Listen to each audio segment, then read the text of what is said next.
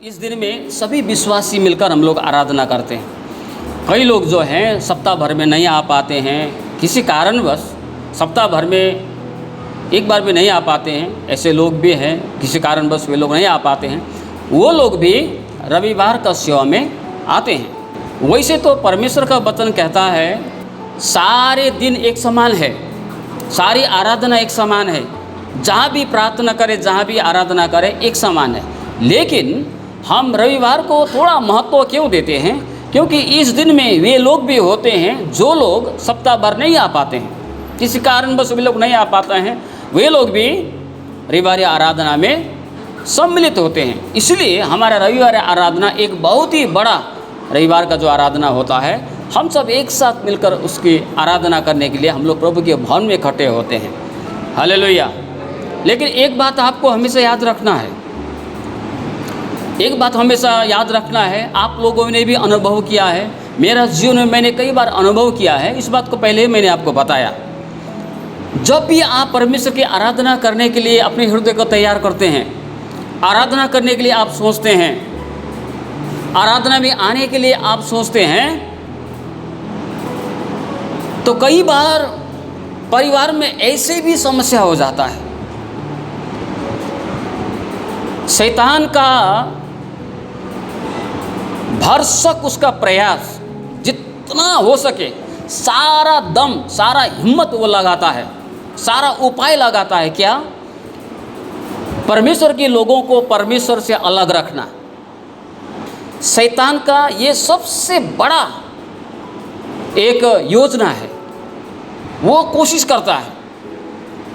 इसलिए आपने कई बार अनुभव किया होगा, जब आप रविवार आराधना में आने का वक्त होता है तो शनिवार को शाम को कई बार पति पत्नी में अनबन हो जाता है, बाप बेटे में अनबन हो जाता है, माँ बेटी में अनबन हो जाती है। ऐसे ही कभी कभी पड़ोसी से अनबन हो जाता है, कुछ भी कारण नहीं है। बाद में सेवा में आके, बाद में जाने से आप थोड़ा सा उसके विषय में सोचिए, कुछ भी विषय नहीं होता है, कुछ भी कारण नहीं होता है। आपको अचंभव होता है, आप आश्चर्यचकित होंगे सोचने से, अरे हम लोग इस विषय के लिए, हम लोग इस विषय के लिए हम लोग आपस में हम लड़ बैठे। हमारे लड़ाई का कारण ये था।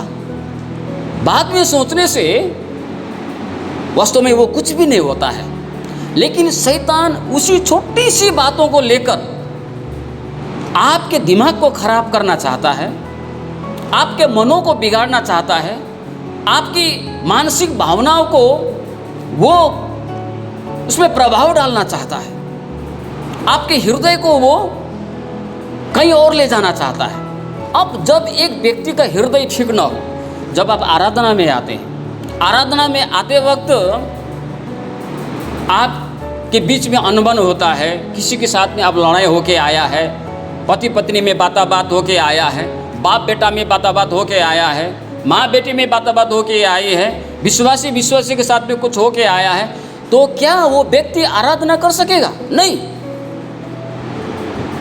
भले ही वो यहाँ पर हो, लेकिन वो आराधना जिस प्रकार से आराधना परमेश्वर की होनी चाहिए, जिस प्रकार से उसे परमेश्वर की महिमा करनी चाहिए, वो कर नहीं पाएगा।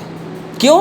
क्योंकि उसका हृदय बिगड़ा हुआ है, उसका हृदय में बुरा असर है, बुरा प्रभाव है, कर नहीं पाएगा।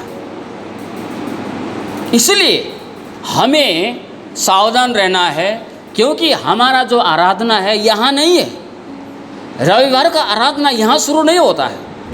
आराधना तो आदि से, आरंभ से चलते आ रहा है, चलते आ रहा है, चलते आ रहा है। हालेलुया। बस हम तो उस आराधना में हम लोग सहभागी बनते हैं, उस आराधना में हम लोग संभागी बनते हैं, और उस आराधना में संभागी बनकर हम प्रभु की महिमा करते हैं। कैपिटल ट्रेन तो कामाख्या से छूटती है, लेकिन कभी कभी हम लोग यहाँ बीरपड़ा से चढ़ते हैं। कामाख्या ट्रेन जाती है पटना तक, शायद तो लगता है मुझे, लेकिन हम लोग सिलीगुड़ी में उतर जाते हैं। ट्रेन तो उधर से ही आ रही है। वैसे ही आराधना तो आदि से हो रहा है, लेकिन हम लोग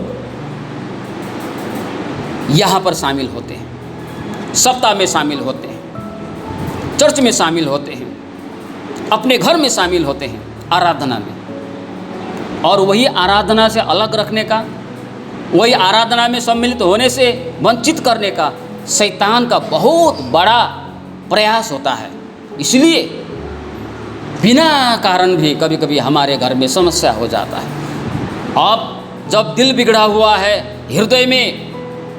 हृदय आनंदित नहीं है, हृदय में कुछ है, कुछ हो गया है, तो आप कैसे यहाँ आके आराधना कर पाएंगे। इसीलिए आज के दिन के आराधना के लिए आप जब यहाँ से अभी 12 बजे छूट के जाएंगे, तभी से आपको प्रार्थना करना है, हे प्रभु इस सप्ताह भर मुझे सेवा में जाना है, आने वाले रविवार फिर से मुझे आराधना में जाना है, चर्च में कोई रुकावट न होने पाए, हमारे बीच में कोई अनबन न होने पाए, किसी के साथ में मेरा कुछ बात न होने पाए। इन सारी बातों से मुझे बचा के रख, ताकि जब मैं तेरे सम्मुख में आऊँ, ताकि जब मैं तेरी आराधना करने के लिए तेरे भवन में आऊँ तो मेरा हृदय साफ हो, मेरा विवेक शुद्ध हो, और शुद्ध विवेक साफ हृदय से मैं तेरी आराधना करने पाऊँ। हालेलुया। ये प्रार्थना होनी चाहिए।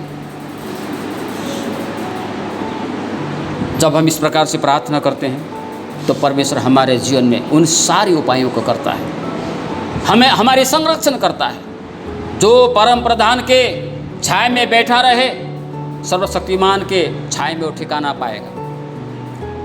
परमेश्वर के शरण में रहे।